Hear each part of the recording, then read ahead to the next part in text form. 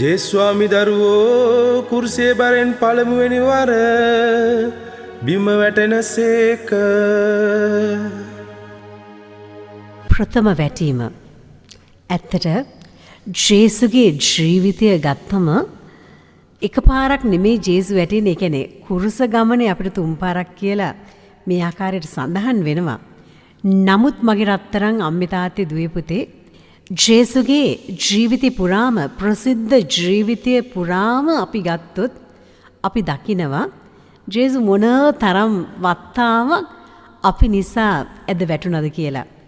සමහර වෙලාවට උන්වහන්සේ කියන දේ අනිත් අයට තේරෙන්නේ නැති නිසා උන්වහන්සේ ඇද වැටිච්ච අවස්ථාවන් එමට තියෙනවා.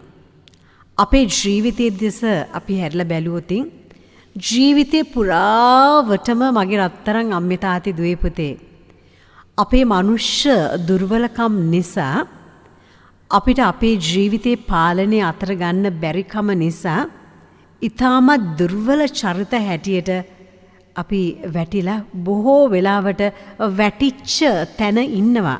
අපිට අමතක වෙනවා අනේ ස්වාමින් වහන්සේ බලාගෙන ඉන්නවනේ දර ගිලෙන්නට ගිය පේදුරුතුමාට අත දීලා ගත්තා වගේ උන්වහන්සේගේ මහා හස්තිය තියෙනවා නේද කියලා අපිට අමතක වෙනවා. එහෙනම් අද දවසේදී ඔබ කොහේ හරි තැනක චූටි තැනක හරි රත්තරන් අම්මේ තාත්ති දුවේ පුතේ ඔබ වැටිලා ඉන්නවා නම් අන්න එතනින් ඔබ නැකිරෙනකන් ස්වාමින් වහන්සේ බලාගෙන ඉන්නවා. ඒ තැනින් අනිවාර්යයෙන්ම අපි නැගිටිය යුතුයි. අපි තීරණය කරන මොහොතේදී මම නැගිටිනවා කියලා අන්න ඒ තීරණය ගත යුතුයි. තීරණය ගන්න මොහොතේදී ස්වාමින් වහන්සේ උන්වහන්සේගේ අත දිගහරිනවා. එහෙමනම් උන්වහන්සේගේ අතේ එල්ලමු. එල්ලිලා ඒ ගමන දිගටම යමු. ස්වාමින් වහන්සේගේ වරප්‍රසාදය අප සමගමයි. ආමෙන්.